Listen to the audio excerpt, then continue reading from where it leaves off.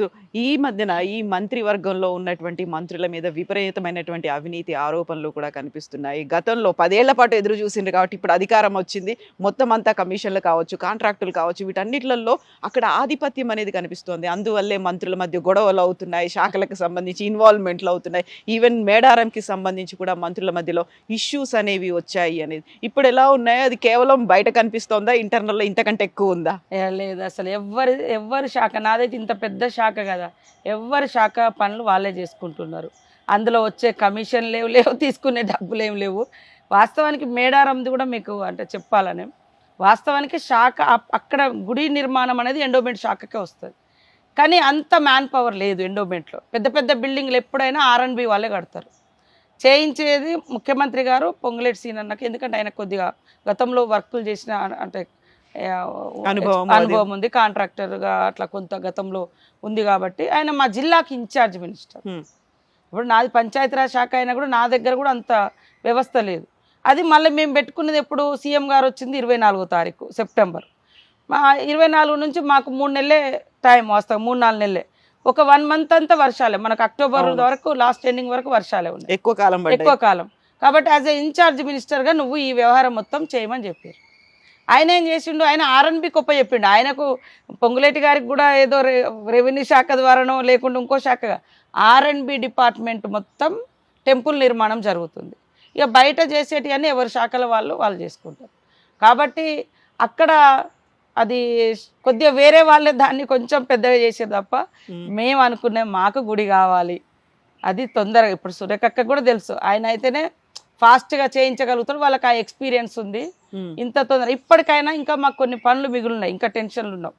మనం తీసుకున్నది 3 నెలల టైము, 3 నెలలలో 1 ఇయర్ కావాల్సినటువంటి గుడి ఇప్పుడు కట్టే అంటే చాలా కష్టమైనప్పటికి కూడా డే అండ్ నైట్ ఆయన కూడా రెగ్యులర్గా ఫాలో అప్ చేస్తున్నాడు, మాట్లాడుతున్నాడు. ఆ కమిషన్ల కాడ కానీ కక్కుర్తి కాడ కానీ ఎలాంటి గొడవలు లేవు.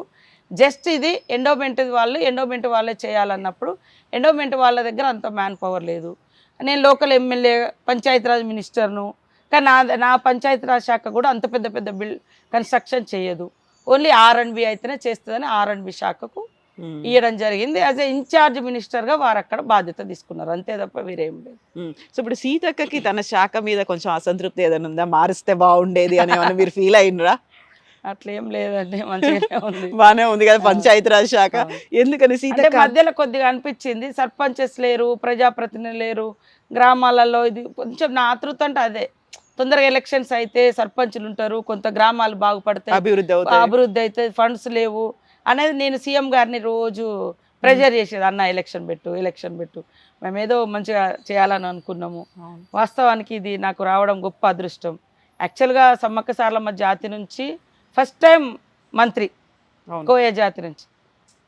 దాదాపు మేము 5-6 ఎమ్మెల్యేలో ఉంటాము, కానీ ఎప్పుడు ఈ అంటే పర్టికులర్గా గోండ్స్కి వచ్చింది ఆదిలాబాద్లో, లేదా అటు ఆంధ్రలో మన బగతా వాళ్ళు ఉంటారు, ఆ కమ్యూనిటీస్కి వచ్చినాయి, లంబాడాస్కి వచ్చినాయి చాలాసార్లు. ఇప్పుడు ఒక్కసారి నాకు అందులో దట్టు మహిళగా నాకు అవకాశం వచ్చింది. అందులో ఎప్పుడో ఏదన్నా చిన్న శాఖ కాకుండా ఇంత పెద్ద శాఖ, రాహుల్ గాంధీ గారు సీఎం గారు నాకు ఇది ఇస్తే నేను గ్రామాలను బాగు చేస్తా అని నాకు కొంచెం ఏదో కోరిక, మా ఊర్లు ఇట్లాంటివన్నీ బాగుంటాయని. సో అది నాకు ఇచ్చిర్రు. కాబట్టి నాకు అక్కడ పని కావాలంటే ఊర్లో వ్యవస్థ లేదు. అప్పుడు అరే నేను ఏరుకొని అడిగినాము, నాకు ఇది ఇచ్చిర్రు కానీ నేను చేయలేకపోతున్నా అనే భావన ఉండేది. కానీ ఇప్పుడు ఇక స్పీడప్ చేస్తాం. ఈలోపు మాకు జాతర వచ్చింది, ఇక కొంత ఫండ్స్ కూడా ఇప్పుడు రిలీజ్ చేసుకొని ఏమేమి చేయాలని అంత మ్యాప్ తయారు చేసుకుంటున్నాం.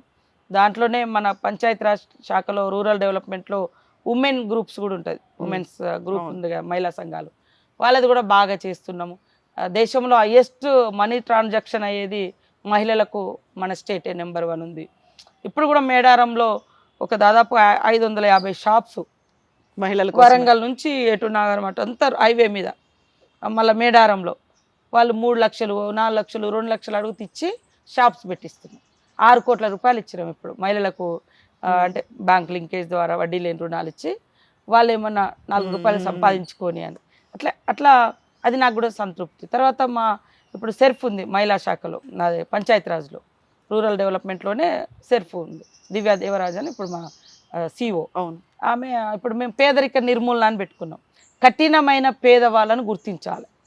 ఇల్లు లేకుండా, రేషన్ కార్డు లేదు, ఎవరు దిక్కుమొక్కుండరు, వాళ్ళని ఐడెంటిఫై చేసి వాళ్ళకు కొంచెం సర్టెన్ టైం పెట్టుకొని వాళ్ళకు కావాల్సిన అన్ని ఫెసిలిటీస్ తర్వాత అన్నీ కల్పించి కనీసం 2 పూటల తిండి, పని కల్పించి ఉండడానికి ఇల్లు ఇట్లాంటివి చేయాలి అని ఈ సంవత్సరం మేము అది టార్గెట్ పెట్టుకున్నాం. మహిళా సంక్షేమ శాఖ నుంచి కూడా నిన్ననే ఈ మహిళా సంక్షేమ శాఖ పంచాయతీరాజ్లో ఈ రూరల్ డెవలప్మెంట్లో మా సెక్రటరీస్ మేము అందరం కూర్చొని ఈ మన చైల్డ్ మ్యారేజెస్ వీటి మీద కూడా టార్గెట్ చేయాలి, జరగొద్దు. అది పోలీసులకు తెలిసినప్పుడు ఆపుతున్నారు, తెలియకుండా పెళ్లి చేసేస్తున్నారు, లోపల జరుగుతుంది. సో మహిళా సంఘాలకు అక్కడ అంగన్వాడీ టీచర్లకు ఇట్లా బాధ్యతలు ఇవ్వాలి. మహిళా సంఘాలంతా ఊర్లో ఉంటారు కదా, సంబంధాలు మాట్లాడుకుంటప్పుడు వచ్చేటప్పుడు పోయేటప్పుడు తెలుస్తాయి, ముందే వాళ్ళను అవేర్నెస్ చేసి ఆపేయడం. ఇలాంటివన్నీ ఖచ్చితంగా ఈ ఇయర్లో మనం చేయాలని డిసైడ్ చేసుకున్నాం.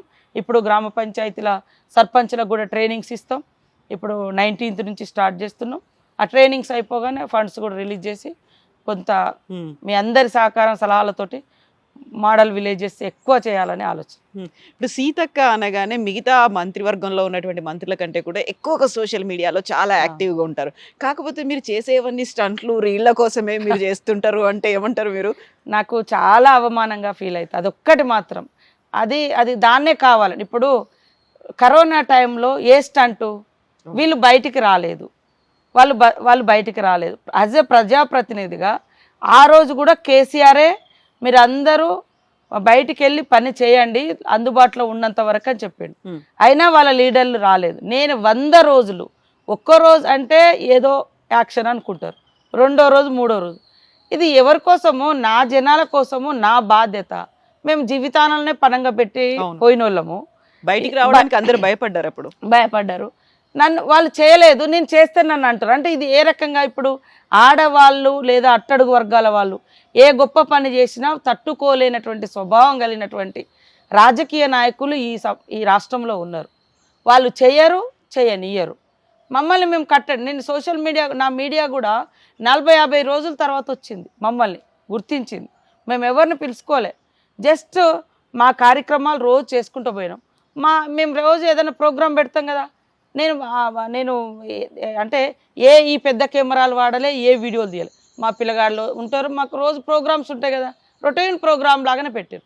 అట్లా చాలా మంది మా దగ్గరకు వచ్చి సామాన్లు ఇచ్చారు కాబట్టి నేను 1000 గ్రామాలకు సప్లై చేయగలిగిన. బయట అటు ఈస్ట్ వెస్ట్ పోయినాం, పోలవరం పోయినాం, ఇటు ఆదిలాబాద్ గోండు పోయినాం, అటు చెంచులకాడి పోయినాం. నా నియోజకవర్గం మొత్తం చేసినాం. ఎక్కడైతే ఫారెస్ట్ విలేజెస్ ఉండి మార్కెట్తో సంబంధం తెగిపోయి కష్టాలలో ఉంటారో అక్కడికి వెళ్ళి వాళ్ళ వ్యవస్థనంతా బయటకు తీసుకో. దాన్ని ఎట్లా చేస్తే అంటే ఇప్పుడు చేసే వాళ్ళను ఒక దిక్కు క్యారెక్టర్ అసాసినేషన్ జరుగుతుంది, ఇంకొక దిక్కు ఇలా కించపరిచి ఎవరికైనా మనసు అంటే వాళ్ళకు ఉంటుంది, అరే నేను మంచిగా చేయాలని చేస్తే మరి ఈ రకంగా ఇన్సల్ట్ చేయడం. నన్ను ఈ మధ్య కాలంలో కూడా 1-2 మాజీ మహిళా మంత్రి మనులు అని ఉన్నారు. వీళ్ళ కోసం అరే నువ్వు బయటకే రాలేదు, వాళ్ళు బయటకే రాలే. నేను ఫస్ట్ వేవ్ 100 days చేసిన, సెకండ్ వేవ్ చనిపోయిన శవాలను తీయించినాం మా పక్క నుండి. మరి ఆ పని మీరు చేయలేదు. మేము ఒక స్ఫూర్తిగా నిలిచినామని నేను అనుకుంటున్నాను. నన్ను చూసి చాలామంది వచ్చి అక్క మీరు చేస్తారు, మేము కూడా మా దగ్గర చేస్తాం, ఇక మాకు తోచినంత సాయం ఇక్కడ ఈ ఊర్లో చేస్తామని అట్లా ఇచ్చిర్రు. నేను సొంతంగా పెట్టింది తక్కువ, నా దగ్గర లేదు కూడా, నేను అంత పెట్టలేదు. అందరు బియ్యం తెచ్చేవాళ్ళు బియ్యం తెచ్చిర్రు, చెప్పులు తెచ్చిర్రు, చెద్దర్లు తెచ్చిర్రు, కారప్పొడి, పసుపు, కూరగాయలు అట్లా తీసుకొచ్చి నేను వాళ్ళతో గడిపిన ఎక్కువ టైం. అన్ని ఊర్లకు తిరిగాను, రోజు 20 ఊర్లు తిరిగేది మేము, పొద్దు నుంచి సాయంత్రం వరకు. అందరికి ఇవ్వాలి, ఈ టైంలోనే అందరినీ కలవాలి, ఆకలితో ఉండొద్దు. మీరు కొన్ని టీవీలలో మన వాళ్ళు వచ్చి కొన్ని ఛానల్స్ అంబలి పాపము లేక కొంచెం మొక్కజొన్నలు వేసుకొని అలా ఉప్పు వేసుకొని అంబలి తయారు చేసుకొని తాగుతున్నామని చూపించారు. ఆ రోజు చాలా లోపట గోవిందరాపేట మండలం. వాళ్ళ బాధ మాకు తెలుస్తుంది, వీళ్ళు అనేటోళ్ళకి ఏం తెలుస్తుంది. నేను ఆ జీవితాల నుంచి వచ్చిన తర్వాత అక్కడ గడిపినాము కొన్నేళ్ళు ఉద్యమాలలో, తిండి లేకుంటే ఎట్లుంటుందో తెలుసు. ఇవన్నీ తెలిసిన వ్యక్తులుగా నాకు చేతనైంది నేను చేసిన దాన్ని అట్లా అనడం ఎంతవరకు కరెక్టు? అందుకనే వాళ్ళు ఎప్పుడూ నేను బాగుపడరు. పని చేసే వాళ్ళని ఎంకరేజ్ చేయండి.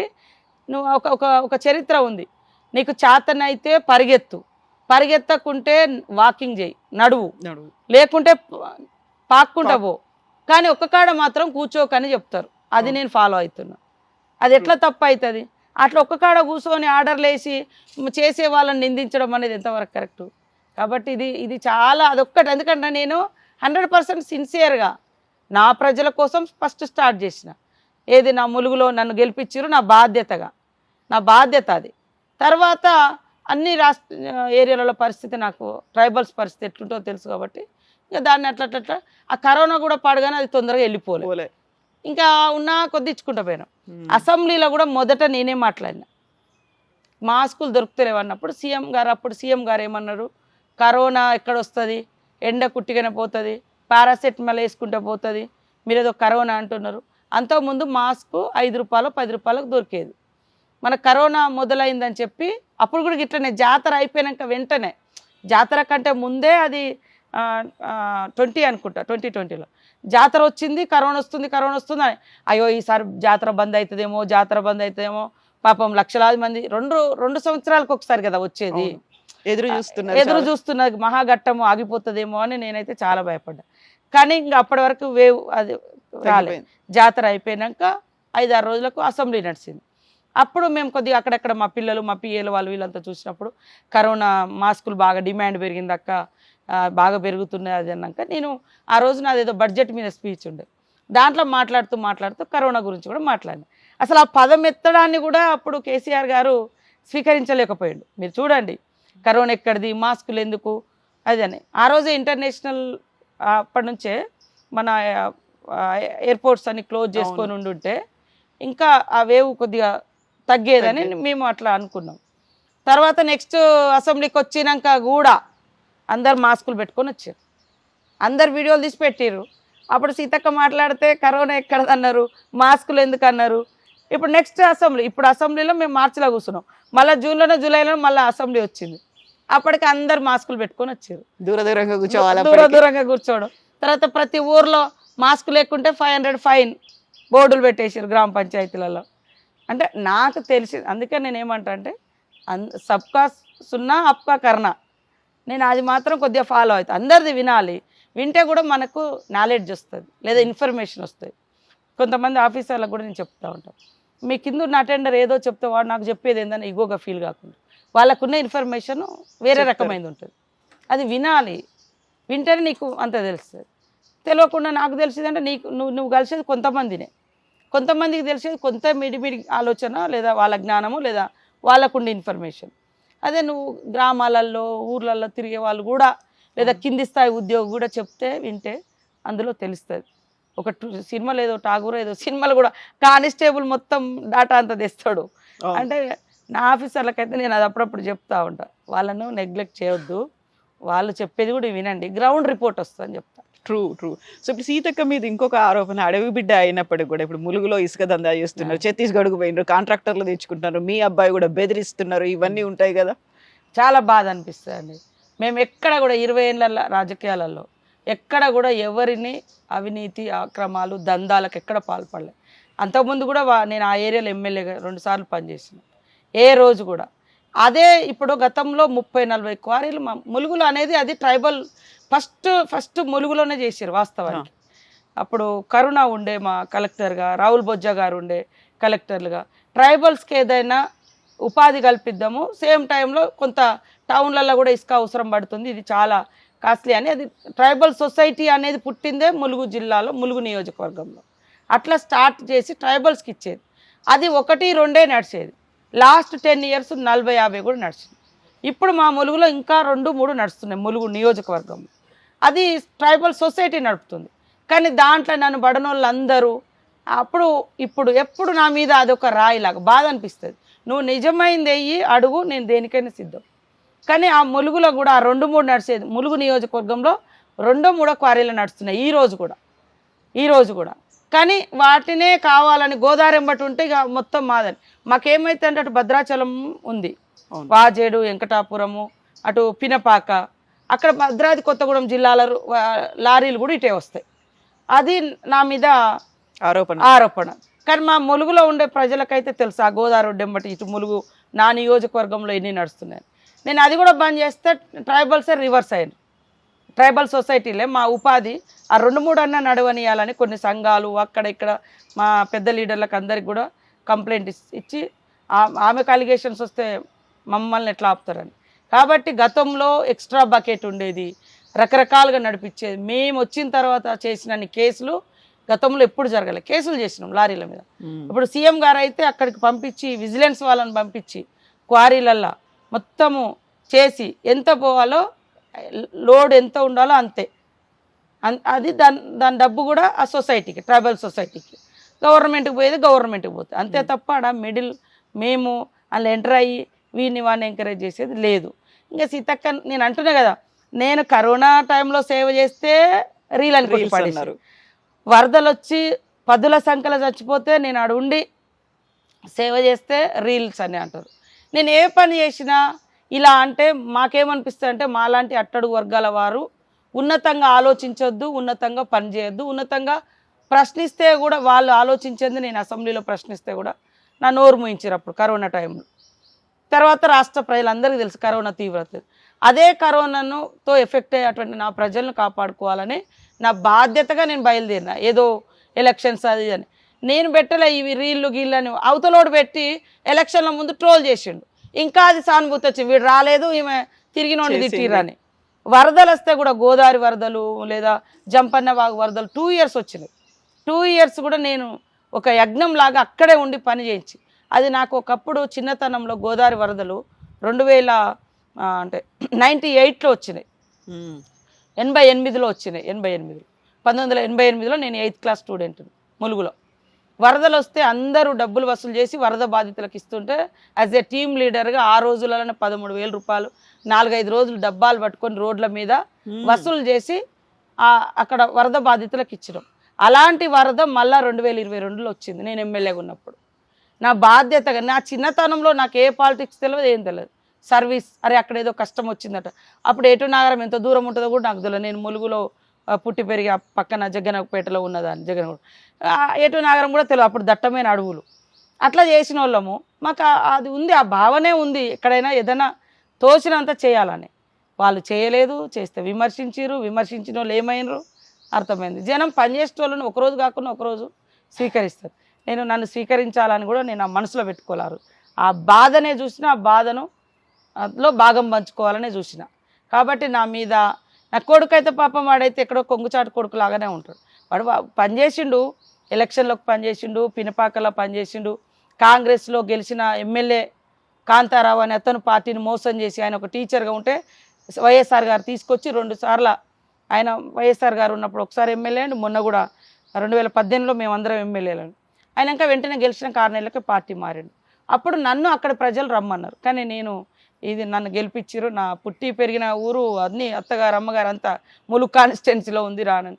కనీసం మీ కుటుంబం నుంచి ఎవరైనా నీ కొడుకుని పంపితే అట్లా ఎమ్మెల్యేగా ఉంటారు మీరు, ఇక్కడ మాకు సపోర్ట్గా ఉంటుందని కార్యకర్తలందరూ ఒత్తిడి చేస్తే కొన్ని రోజులు పోయి పనిచేసాడు. ఈలోపు పొంగులేటి సీనన్న వాళ్ళందరూ వస్తే సీఎం గారు చెప్పారు, అక్కడి నుంచి విత్డ్రా చేసుకున్నాడు. ఇంకేదైనా ఉంటే నా వెనుక ఏదైనా చావు బతుకులకు అట్లాంటివి ఇప్పుడు నేను పోవాల్సి ఉంటుంది ఒక ఫ్యామిలీ మెంబర్గా.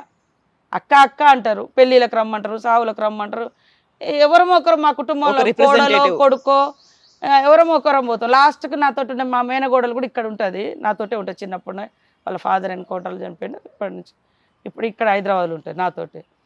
నేను అందుబాటులో లేకుంటే ఎవరం లేకుండా ఆమెనైనా పోయిరాపో మన కుటుంబం నుంచి ఎవరో ఒకరు అంటే వాళ్ళు ఎక్స్పెక్ట్ చేస్తారు ఫ్యామిలీ మెంబర్గా, అంతే తప్ప అట్లా రాయిలేసుకుంటూ పోతే జనాలకు అర్థమవుతుంది కదా.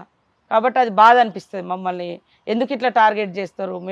నేను మాట్లాడే ప్రతి మాట అథెంటిక్గా మాట్లాడతా, ఉన్న విషయాన్నే మాట్లాడుతుంటా. కానీ ఇట్లా బట్టగాల్సి మీదెత్తే అది ఏదో అవుతుంది అని అనుకుంటారు, కానీ జనానికి వాస్తవాలు కొద్దిగా నిమ్మలమైనా తెలుస్తుంది.